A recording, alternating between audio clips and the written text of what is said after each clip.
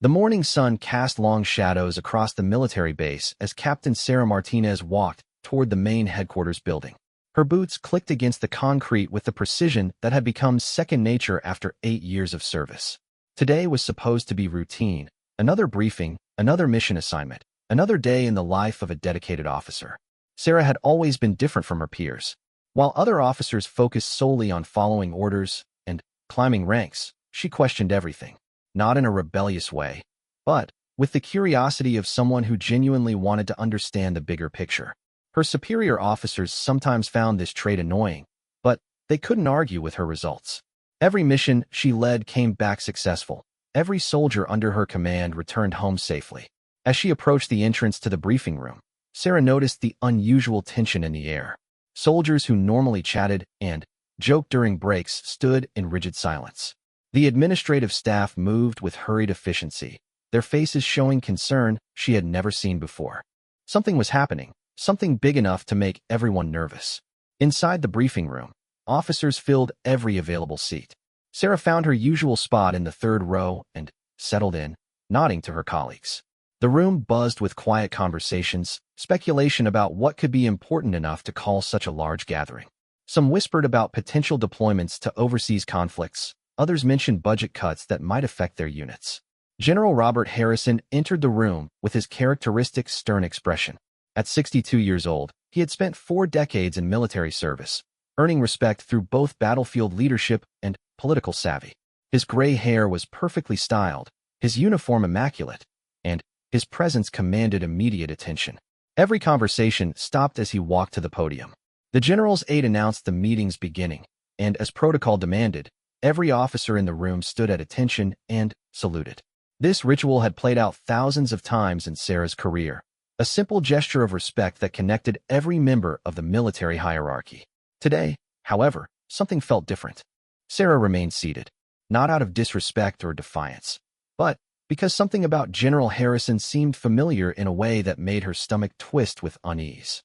As the other officers held their salutes, waiting for the general's acknowledgement, Sarah stared at his face, trying to place where she had seen those features before. The general's eyes swept across the room, acknowledging the salutes with a brief nod. When his gaze reached Sarah's section, his expression changed. The confident composure he had maintained for decades cracked slightly as he noticed the young captain sitting calmly while everyone else stood at attention. Their eyes met across the crowded room, and something passed between them, recognition, fear, and a shared knowledge that would change everything.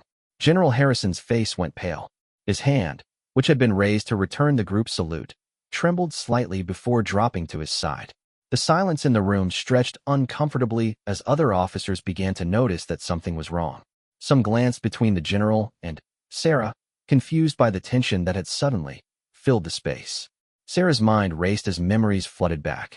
She was 7 years old again, hiding behind a door in their family's small apartment, watching through a crack as her mother argued with a man in military uniform. The argument had been about money, about responsibility, about a child that the man refused to acknowledge. Her mother's voice had been desperate, pleading, while the man remained cold and dismissive. "You made your choice when you decided to keep her," the uniformed man had said. "Don't expect anything from me. I have a career to protect, a reputation to maintain. As far as anyone knows, I never met you." Those words had shaped Sarah's childhood. Her mother worked 3 jobs to support them, never speaking ill of the father who had abandoned them, but never hiding the truth either. Sarah grew up knowing that her father was a military officer who valued his career more than his family. She had joined the military herself partly to prove that she could succeed in his world, partly hoping she might one day find him. Now, 23 years later, she sat in a briefing room staring at the man who had walked away from her and her mother without looking back. General Robert Harrison, decorated war hero and respected leader, was also Robert Harrison, the coward who had denied his own daughter's existence to protect his precious reputation. The general cleared his throat, trying to regain his composure. "Officers, please be seated," he said, his voice slightly strained. As the room settled, he continued to glance in Sarah's direction, his confidence clearly shaken by her presence and her refusal to salute. Sarah knew that her failure to follow protocol would be noticed and questioned. In the military, such breaches of conduct could result in disciplinary action, especially when directed toward a general. But She also knew that General Harrison would not pursue the matter, because doing so would risk exposure of secrets he had spent decades hiding. The briefing began with updates on current operations and upcoming deployments. General Harrison spoke about budget allocations and strategic priorities, but his delivery lacked its usual conviction. Several times, he stumbled over words or lost his train of thought, forcing him to pause and collect himself. The other officers attributed this to the stress of recent budget hearings in Washington, but Sarah knew the real reason for his discomfort. As the meeting progressed, Sarah found herself studying the man who had shaped her life through his absence. He was older now, his hair gray, and his face lined with years of responsibility and decision-making. He had achieved everything he had wanted: rank, respect, influence. But, sitting there, watching him struggle to maintain his composure, Sarah realized that his success had come at a cost he was only now beginning to understand. The irony was not lost on her. She had followed in his footsteps, joined the same organization, even excelled in the same leadership roles he had once held. In trying to prove herself worthy of acknowledgement, she had become the very thing he feared most, a constant reminder of the choices he had made and the lives he had affected. When the formal briefing ended, General Harrison dismissed the group, but he remained at the podium, shuffling papers with unnecessary attention to detail. Other officers filed out, discussing the meeting's content and making plans for lunch. Sarah remained seated, knowing that this moment had been building for her entire adult life. Finally, the room emptied except for the two of them. Father and daughter sat in silence, separated by rows of empty chairs and 23 years of denial. The air conditioning hummed softly, the only sound in a space that seemed to hold its breath, waiting for someone to speak first. General Harrison looked up from his papers, his eyes meeting Sarah's once again. In that moment, the military ranks fell away, and they were simply two people connected by blood and divided by choices that could never be undone. The salute she had refused to give became a symbol of everything unresolved between them, a gesture that acknowledged not just military hierarchy, but the respect and recognition that had been denied for far too long. Sarah stood slowly, her movements deliberate and calm. She had imagined this moment countless times, but reality felt different than her fantasies. There was no anger in her expression, no triumph or vindication. Instead, there was a quiet strength that came from finally understanding her place in a story that had shaped her life from the very beginning. The general watched her approach, his face a mixture of fear and resignation. He had spent his career making difficult decisions, leading men and women into dangerous situations, but nothing had prepared him for this confrontation with his past. The daughter he had denied stood before him, no longer the 7-year-old child he had dismissed, but a confident officer who had earned her place in his world without his help or acknowledgement. As Sarah reached the front of the room, she stopped just short of the podium. The distance between them seemed both vast and insignificant, representing years of separation and the thin line between acknowledgement and continued denial. Whatever happened next would determine not just their futures, but the resolution of a story that had begun with a father's choice to walk away and a daughter's decision to follow in his footsteps anyway. The silence stretched between them like a bridge neither wanted to cross. General Harrison fidgeted with his uniform jacket, a nervous habit Sarah had never seen in any of his public appearances or official photographs. For a man who had commanded thousands of troops and made decisions that affected national security, he looked remarkably vulnerable standing alone with the daughter he had never acknowledged. "Captain Martinez," he finally said, his voice barely above a whisper. The formality of using her rank felt strange, almost cruel, when they both knew the truth of their connection. "I assume you have questions." Sarah studied his face, looking for traces of the man her mother had once described with both love and disappointment. Elena Martinez had never spoken with bitterness about Sarah's father, but there had always been sadness in her voice when she mentioned him. "He wasn't a bad man," her mother would say. "He was just a scared one." "I don't have questions," Sarah replied, her voice steady and controlled. "I have facts. My mother told me everything before she died 3 years ago. I know who you are, and I know what happened between you and her." The general's composure cracked slightly at the mention of Elena's death. His hands clasped behind his back, and Sarah noticed a slight tremor in his fingers. "I'm sorry for your loss," he said, and for the first time, his voice carried genuine emotion. She was a remarkable woman. Sarah felt a flash of anger at his presumption. You don't get to say that, she said sharply. You don't get to remember her fondly when you abandoned her. When you made her work 3 jobs to support the child you refused to acknowledge. When you let her struggle alone while you built your career on the foundation of her sacrifice. General Harrison flinched as if he had been struck. In all his years of military service, facing enemy fire and hostile interrogations, he had never felt as exposed as he did at this moment. You're right, he admitted. I have no right to speak of her with affection. But that doesn't mean I didn't think about her, or about you, every single day for the past 23 years. The admission hung in the air between them. Sarah had prepared herself for denials, for attempts to minimize his responsibility, but she had not expected honesty. Thinking isn't enough, she said. Thinking doesn't pay rent or buy groceries or help a child understand why her father doesn't want her. I know that, the general said, his voice growing stronger. I know that nothing I say can undo the damage I caused. But I need you to understand the position I was in. I was young, ambitious, and terrified that acknowledging you would destroy everything I had worked for. Sarah laughed, but there was no humor in the sound. You were 28 years old when I was born, hardly a child yourself. And what exactly did you work for? This uniform? This rank? Was it worth it? The question struck him like a physical blow. General Harrison had asked himself the same thing countless times over the years, especially during quiet moments when he was alone with his thoughts. He had achieved everything he had set out to accomplish in his military career. He had the respect of his peers, the admiration of his subordinates, and a reputation that would outlive him. But, standing in this empty briefing room, facing the daughter he had never known, those achievements felt hollow and meaningless. No, he said quietly. It wasn't worth it. Not if it meant losing you and your mother. Sarah was surprised by the depth of pain in his voice. She had expected him to defend his choices, to maintain that his career had been more important than his family. Instead, she saw a broken man who had finally realized the true cost of his ambitions. My mother never asked for much, Sarah continued, her voice softer now, but still carrying the weight of years of resentment. She never wanted money or recognition or acknowledgement. She just wanted you to be part of my life. She wanted me to have a father. I was a coward, the general admitted. I was afraid of the judgment, afraid of the questions, afraid of what it would mean for my future.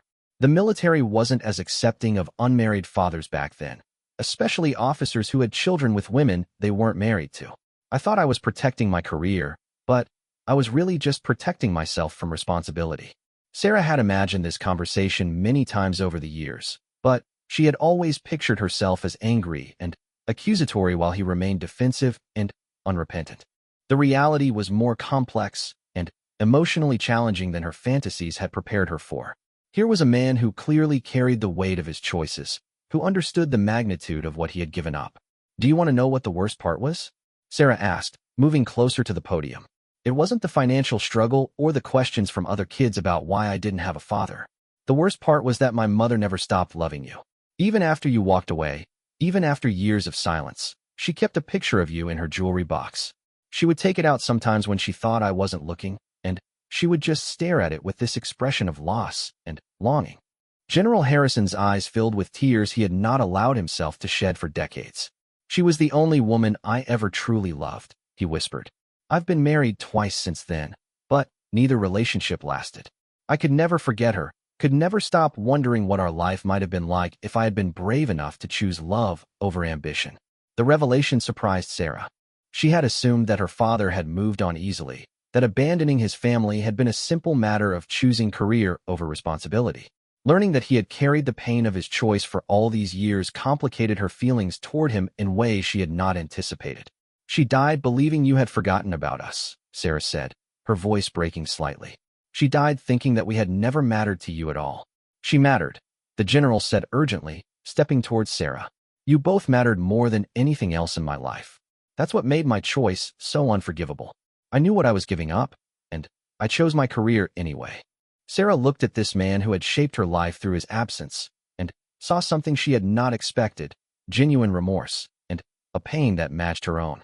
She had prepared herself to confront a cold, calculating man who had simply discarded his family like an unwanted responsibility.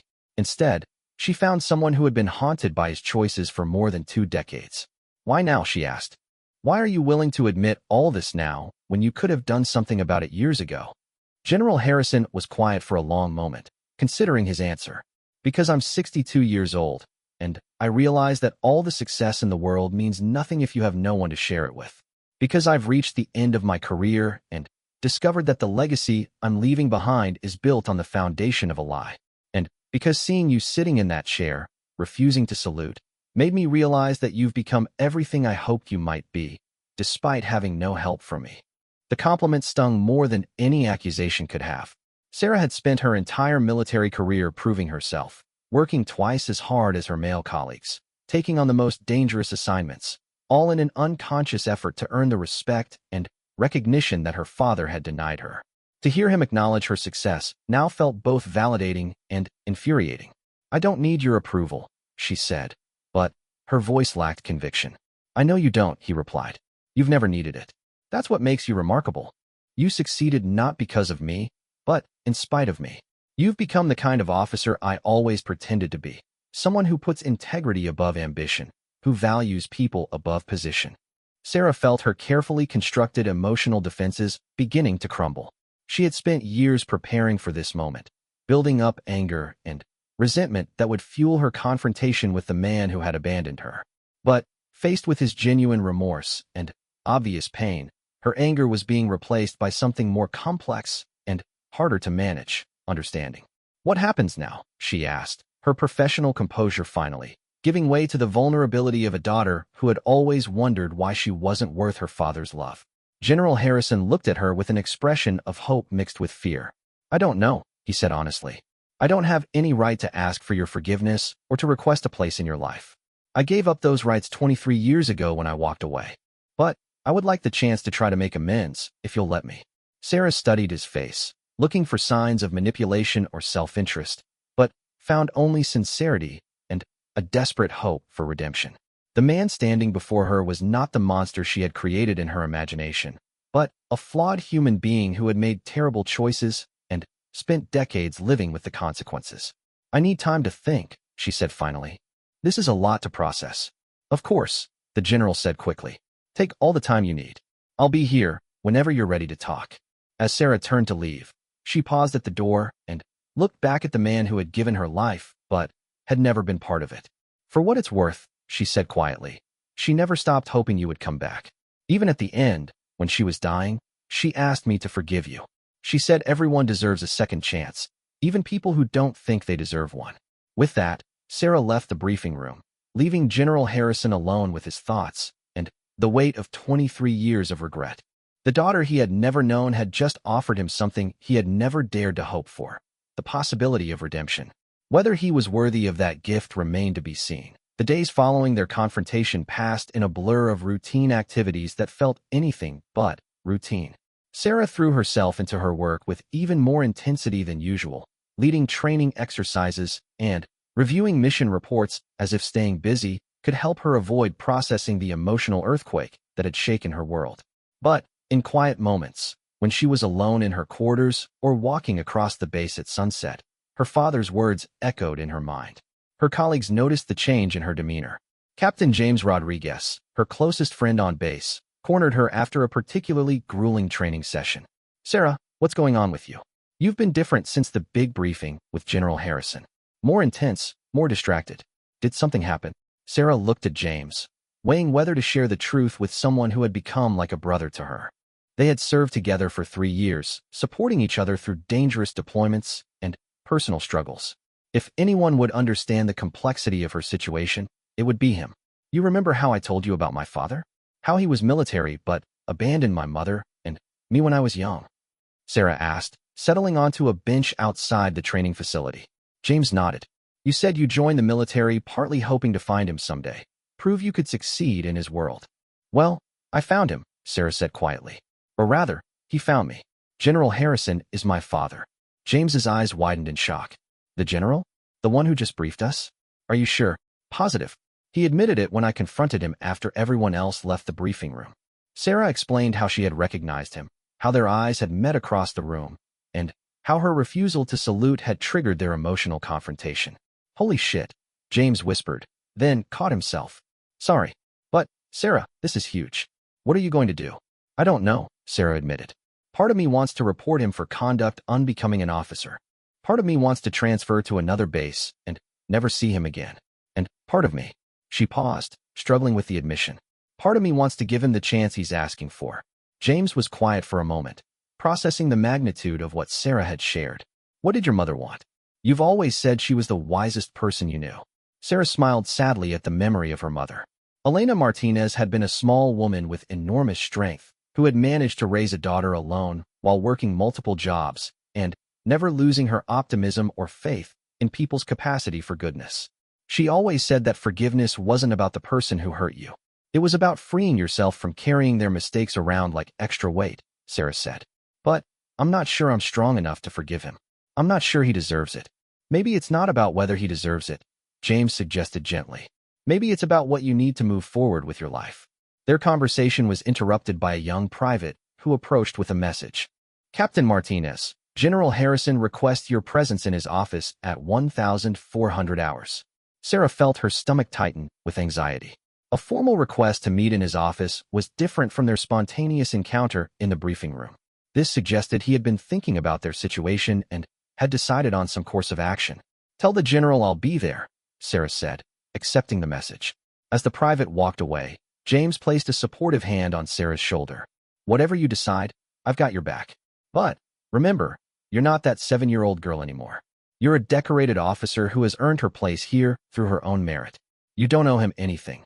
But you don't have to carry his mistakes around either." At precisely 1400 hours, Sarah knocked on General Harrison's office door.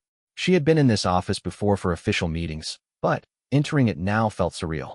The walls were covered with commendations, photographs from various military operations, and mementos from a distinguished career.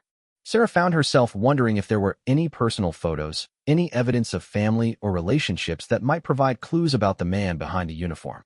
"Come in, Captain," General Harrison called from behind his desk. He stood as she entered, a gesture of respect that felt both appropriate and awkward given their relationship. Sarah noticed that he looked older than he had just a few days ago. The confident bearing that characterized his public appearances had been replaced by something more tentative and uncertain. The weight of their conversation had clearly affected him as much as it had affected her. "Please, sit down," he said, gesturing to a chair across from his desk. "Would you like some coffee or water?" "No, thank you, sir," Sarah replied, maintaining military protocol despite the personal nature of their meeting. General Harrison settled behind his desk, but seemed uncomfortable with the formal distance it created between them. "I want to thank you for agreeing to meet with me. I know this situation is difficult for both of us." "What did you want to discuss, General?" Sarah asked, keeping her voice neutral. He picked up a folder from his desk and held it for a moment before setting it down again. "I've been reviewing your service record in detail. I wanted to understand the woman you've become, the officer you are. What I found is remarkable." Sarah felt a mixture of pride and irritation. "I didn't accomplish anything to impress you." "I know that," he said quickly. "That's what makes it even more impressive. You've excelled at everything you've undertaken. Top of your class at the academy, decorated for valor during 3 separate deployments, recommended for early promotion by every commanding officer you've served under. But more than that, your subordinates consistently rate you as one of the best leaders they've ever served with." Sarah remained silent, unsure where he was going with this review of her achievements. "I mention this because I want you to understand that my interest in having a relationship with you isn't based on guilt or obligation," General Harrison continued.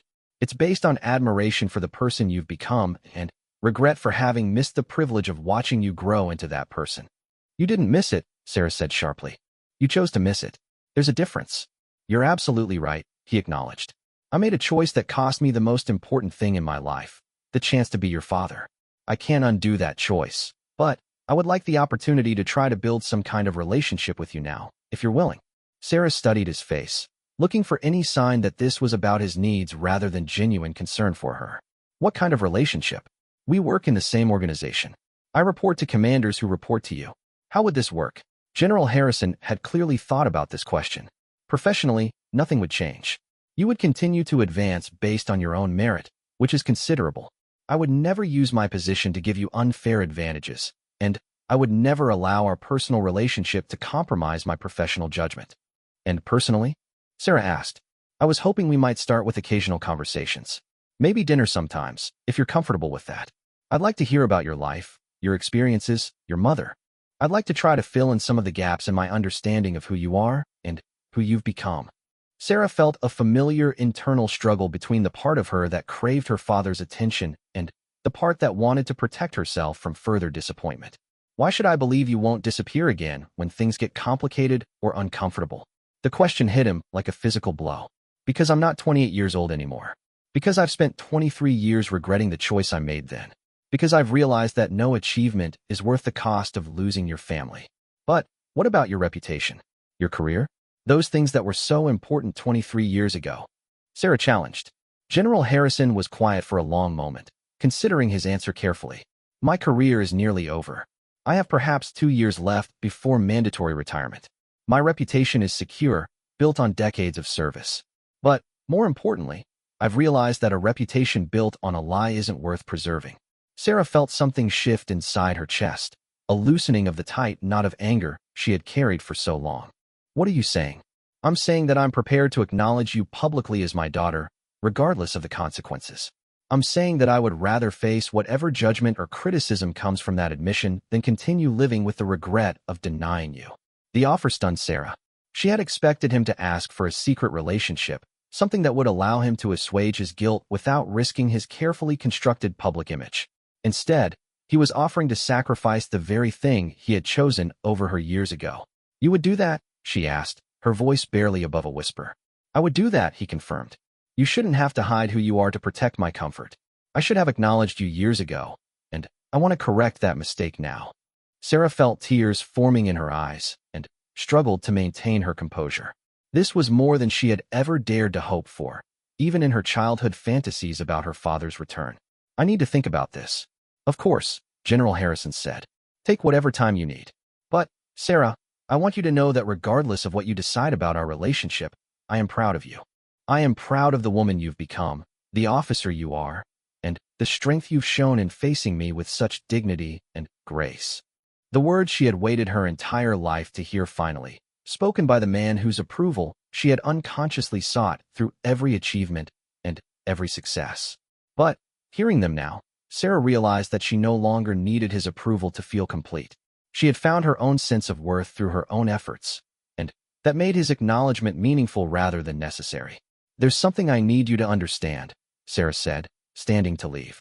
If we do this, if we try to build some kind of relationship, it won't be the same as if you had been there from the beginning. I'm not 7 years old anymore, and I don't need a daddy. Not the desperate hope of a child waiting for her father to return, but the mature hope of an adult who might finally be able to heal old wounds and build something new from the fragments of what had been lost. 3 weeks passed before Sarah made her decision. During that time, she found herself observing General Harrison from a distance, watching how he interacted with other officers, how he handled difficult situations, and how he carried himself when he thought no one was paying attention. She was looking for evidence of the man her mother had fallen in love with, trying to understand what Elena Martinez had seen in him beyond the uniform and rank. What she discovered surprised her. General Harrison was known for his fairness, his willingness to listen to subordinates regardless of their rank, and his habit of visiting wounded soldiers in the medical facility. Several junior officers mentioned his mentorship with gratitude, describing him as someone who genuinely cared about their professional development and personal well-being. Sarah also learned that he had never remarried after his second divorce 5 years earlier, and that he had no other children. According to base gossip, he was considered one of the most eligible bachelors in the senior officer corps, but he rarely dated and seemed more interested in his work than in finding companionship. The picture that emerged was of a man who was respected and admired professionally, but who seemed isolated and lonely in his personal life. Sarah began to wonder if his dedication to his career had cost him more than just his relationship with her and her mother. It seemed to have cost him the ability to form lasting personal connections with anyone. On a Thursday evening, Sarah knocked on General Harrison's office door. She had chosen this time carefully, knowing that most other personnel would have left for the day, providing them with privacy for what she hoped would be an honest conversation about their future. Come in, his voice called from inside. When he saw it was Sarah, his expression immediately became more alert and hopeful. Captain Martinez, please sit down. I've made my decision about your offer, Sarah said without preamble, settling into the chair across from his desk.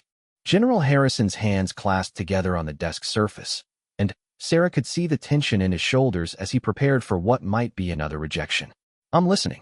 I'm willing to try building a relationship with you, Sarah said, watching relief flood across his features. But I have conditions. Anything, he said quickly. Whatever you need. First, this happens slowly. I don't want to rush into some artificial father-daughter relationship that doesn't acknowledge the reality of our situation. We're essentially strangers who happen to share DNA. We need to get to know each other as people before we can figure out what kind of family relationship, if any, is possible. General Harrison nodded eagerly. That makes complete sense. We have 23 years to catch up on. Second, if we do this, we do it honestly. No more lies, no more hiding, no more protecting your reputation at the expense of truth. I won't be your secret daughter, and I won't pretend we don't have a relationship to make others comfortable. I wouldn't ask that of you, he said firmly. I told you I'm prepared to acknowledge you publicly, and I meant it. Third, you need to understand that this isn't about replacing what was lost. My mother was both mother and father to me. She taught me everything I know about strength, integrity, and perseverance. You can't retroactively become the father I needed as a child, but you might be able to become someone important to the woman I am now. General Harrison's eyes showed deep emotion as he processed her words. Your mother sounds like she was an extraordinary person. I would be honored if you would tell me about her, about what she taught you. Sarah felt a small smile cross her lips. She was extraordinary, and she would probably tell me I'm being too hard on you, that everyone deserves the chance to make amends for their mistakes. What changed your mind, he asked. 3 weeks ago, you seemed determined to keep me at arm's length. Sarah considered how to explain the complex process of thinking and feeling that had led to her decision. I realized that holding on to anger was exhausting. I've been carrying the weight of your abandonment for my entire adult life, and it was affecting every relationship I tried to build. I was so afraid of being abandoned again that I never let anyone get close enough to hurt me. The revelation hit General Harrison hard. I didn't just hurt you and your mother. I damaged your ability to trust people. Yes, Sarah said simply. But I'm tired of letting your choices continue to affect my life. Forgiving you isn't about you deserving it. It's about me deserving to be free from the anger I've been carrying around. General Harrison leaned back in his chair, overwhelmed by the maturity and wisdom of the daughter he had never known. How did you become so wise? How did you learn to see situations so clearly? From my mother, Sarah replied. She taught me that people are complicated, that good people sometimes make bad choices, and that healing is more important than being right. She also taught me that family isn't just about blood. It's about the people who show up for you consistently, who support you through difficult times, and who love you despite your flaws. I haven't shown up for you, he said quietly. I haven't earned the right to be called family. No, you haven't, Sarah agreed. But maybe that could change. Maybe we could build something new, something based on who we are now rather than what was lost in the past. General Harrison felt a surge of hope unlike anything he had experienced in years. I would like that very much. Where do we start? We start with dinner, Sarah said. Somewhere off base, somewhere we can talk as people rather than as officers. I want to hear about your childhood, your experiences, what shaped you into the man you became. And I want to tell you about growing up, about the challenges I faced, about the dreams I had, and the ones I've achieved. I know a quiet restaurant about 20 minutes from here, General Harrison suggested. Would Saturday evening work for you? Saturday evening is fine, Sarah said, standing to leave. But I have one more condition. What's that? When we're together as father and daughter, I don't want to hear General Harrison. I want to hear from Robert, the man who loved my mother enough that she never forgot him, even after he walked away. The use of his first name, spoken with acceptance rather than anger, nearly brought tears to his eyes. I can do that, he said softly. And, Sarah, thank you. Thank you for giving me this chance. Sarah paused at the door, looking back at the man who had haunted her imagination for so long. Don't thank me yet. Prove to me that you deserve this chance. Show me that the man my mother loved is still in there somewhere, underneath all those years of regret and isolation. I will, he promised. I'll spend whatever time I have left proving that I can be the father you deserve, even if it's 23 years later than it should have been. As Sarah left his office, both of them felt something they hadn't experienced in decades, the possibility of healing. The road ahead would not be easy, and there would be difficult conversations and painful moments as they navigated the complex process of building a relationship from the fragments of what might have been. But, for the first time since that day in the briefing room when she had refused to salute both father and daughter felt hope that their story might have a different ending than the one that had been written by fear and abandonment so many years before. The next few days passed with an unusual lightness for both of them. General Harrison found himself looking forward to Saturday evening with an anticipation he hadn't felt since his youth. He caught himself planning what he would say, what stories he would share, and how he might begin to bridge the enormous gap between them. Sarah, meanwhile, struggled with her own complex emotions. Part of her was excited about the possibility of finally knowing her father, while another part remained guarded and skeptical. She had learned not to trust easily, and despite her decision to give him a chance, she was prepared for the possibility that he might disappoint her again. But, as Saturday approached, both of them began to believe that perhaps it was possible to heal old wounds, to build new relationships on the foundation of hard-earned wisdom, and to find family in the most unexpected places. The daughter who had refused to salute and the general who had frozen in recognition were about to discover whether love could survive abandonment, whether forgiveness could create new possibilities, and whether it was ever too late to become the people they were meant to be. Saturday evening arrived with the kind of nervous energy that accompanies momentous occasions. Sarah changed clothes 3 times before settling on a simple blue dress that struck the right balance between casual and respectful. She wanted to look like herself, not like an officer or someone trying to impress a father she barely knew. General Harrison had chosen a small Italian restaurant called Marcello's, known for its quiet atmosphere and excellent food. He arrived 20 minutes early, nervous as a teenager on his first date, checking his watch repeatedly and adjusting his civilian clothes with uncharacteristic anxiety. When Sarah walked into the restaurant at exactly 7 o'clock, Robert Harrison felt his breath catch in his throat. Without her military uniform, she looked remarkably like Elena had at the same age. The same dark hair, the same determined jawline, the same graceful way of moving through space. But Sarah's eyes held a strength and confidence that Elena had developed over years of struggle, strength that Sarah seemed to have been born with. "You look beautiful," he said as she approached the table, then, immediately worried that the comment was too personal, too presumptuous for their fragile new relationship. "Thank you," Sarah replied, settling into her chair and looking around the restaurant. "This is nice. Quiet enough for conversation, but not so quiet that everyone will overhear us working through 23 years of father-daughter drama." Her humor broke some of the tension, and Robert found himself smiling genuinely for the first time in weeks. "I thought about that too. I wanted us to have privacy, but not feel like we were under a microscope." They ordered wine and appetizers, making small talk about the restaurant and the unseasonably warm weather. Both of them were carefully avoiding the heavy topics that had brought them together, testing the waters of normal conversation between two people who shared everything and nothing. "Tell me about your childhood," Sarah said after they had settled into a more comfortable rhythm. "I want to understand how you became the person you were when you met my mother." Robert was quiet for a moment, collecting memories he rarely shared with anyone. "I grew up in a small town in Ohio. My father was a factory worker, my mother cleaned houses for wealthy families. We didn't have much money, but we had each other. My parents were devoted to each other, and to my sister and me." "What made you want to join the military?" Sarah asked, genuinely curious about the path that had led him to her mother and ultimately to his career. "College wasn't really an option financially, and I didn't want to spend my life in the factory like my father," Robert said. "The military offered education, travel, and the chance to do something meaningful. I was idealistic back then, convinced that I could make a difference in the world." Sarah studied his face as he spoke, looking for traces of that idealistic young man. "What happened to the idealism?" "It got complicated," he said with a rueful smile. "I discovered that making a difference required compromise, that doing good sometimes meant making difficult choices, and that the world was more complex than I had imagined. But I never lost the desire to serve something larger than myself." "Is that what attracted my mother to you?" "The idealism?" Sarah asked, leaning forward with interest. Robert's expression softened at the mention of Elena. "Your mother was working as a waitress at a diner near the base where I was stationed. I was a young lieutenant, cocky and full of myself, but she saw through all of that. She was kind and funny and completely unimpressed by my uniform or my ambitions."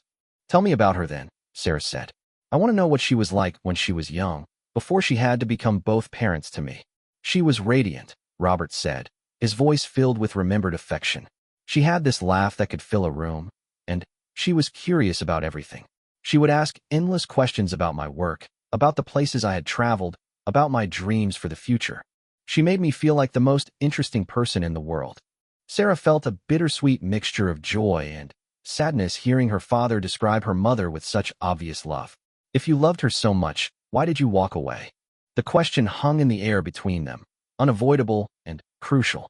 Robert set down his wine glass and looked directly at Sarah, knowing that his answer would determine whether they could move forward together. Because I was a coward, he said simply. Because I was afraid that acknowledging you and your mother would limit my opportunities for advancement. Because I believed that my career was more important than anything else, even love. But you knew what you were giving up, Sarah pressed. You just told me how much she meant to you. I knew, Robert admitted, his voice heavy with regret. I knew I was losing the best thing that had ever happened to me. But I was 28 years old, and I thought I had all the time in the world to find love again. I thought career success would fill the hole I was creating in my life. Did it? Sarah asked. No, Robert said without hesitation. I achieved everything I set out to achieve professionally, but it never felt like enough. I kept waiting for the moment when I would feel satisfied, when the success would justify the sacrifice. That moment never came. Sarah felt something loosening in her chest, a knot of anger and hurt that had been there so long she had forgotten what it felt like to breathe without it. I spent my whole childhood wondering what was wrong with me that my own father didn't want to know me. Robert's eyes filled with tears he no longer tried to hide. Nothing was wrong with you. Everything was wrong with me. You were perfect, and I was too selfish and short-sighted to see what a gift you were. I need you to understand something, Sarah said, her voice steady but emotional. I forgive you for leaving us. I forgive you for choosing your career over your family. I even forgive you for letting my mother struggle alone. But I need you to promise me that you'll never make choices based on fear again. The request surprised Robert. He had expected her to ask for apologies or explanations, but instead she was asking for a commitment about his future behavior. What do you mean? I mean that if we're going to build a relationship, it has to be based on courage rather than convenience, Sarah explained. I won't be your secret daughter that you acknowledge when it's comfortable and ignore when it's not. If you want to be part of my life, you have to be willing to face whatever consequences come with that choice. Robert understood what she was asking for, not just acknowledgement, but the courage he should have shown 23 years ago. I promise you that I will never again choose fear over love, convenience over truth, or career over family. Good, Sarah said, raising her wine glass. Then, here's to second chances and the courage to take them. They touched glasses, and both of them felt something shift, not the erasure of the past, but the possibility of a different future. Over the next 3 hours, they talked about everything and nothing. Robert shared stories from his military career, describing the places he had traveled and the people he had served with. Sarah told him about her mother's strength, her own struggles at the military academy, and her experiences leading troops in challenging situations. As the evening progressed, they discovered unexpected similarities. Both of them had the same habit of organizing their thoughts by writing lists.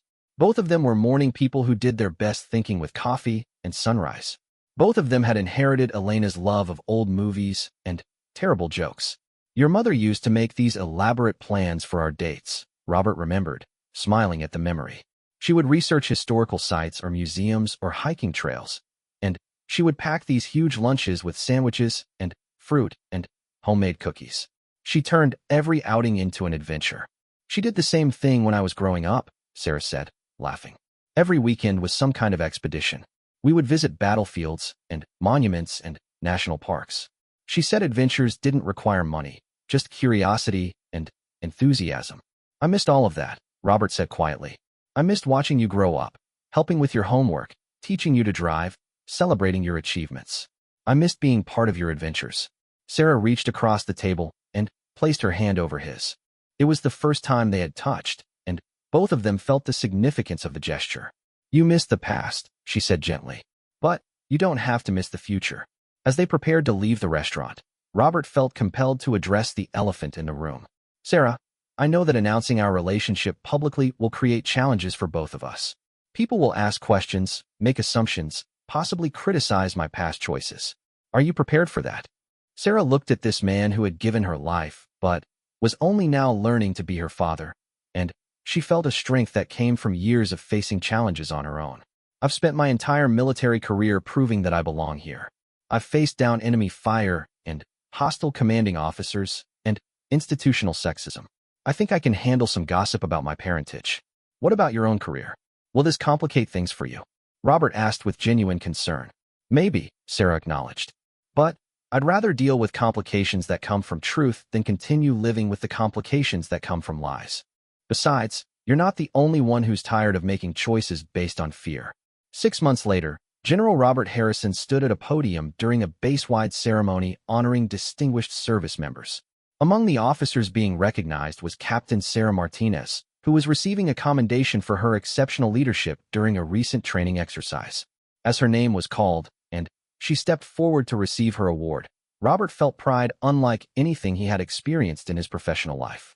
This wasn't his success being celebrated. It was hers, earned through her own merit and dedication. But what made the moment truly remarkable was what happened next. As Sarah accepted her commendation and turned to face the assembled crowd, her eyes found her father's. For just a moment, the professional distance between General and Captain fell away, and she gave him something she had never given him before, a crisp, respectful salute. This time, Robert didn't freeze.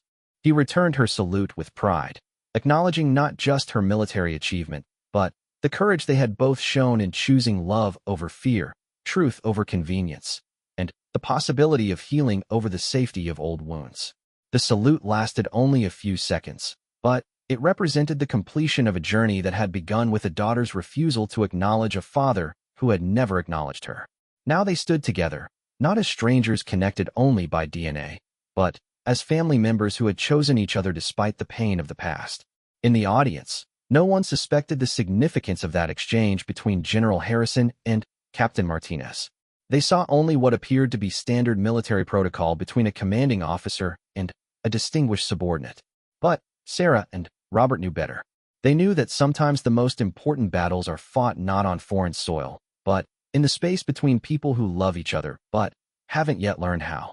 They knew that courage isn't just about facing enemy fire, but about facing the consequences of your choices and the possibility of redemption. Most importantly, they knew that it's never too late to become the people you were meant to be, to build the relationships you were meant to have, and to choose love over the safety of emotional distance. The daughter who had refused to salute and the general who had frozen in recognition had finally found their way home to each other, proving that some stories can have happy endings, even when they begin with abandonment and loss.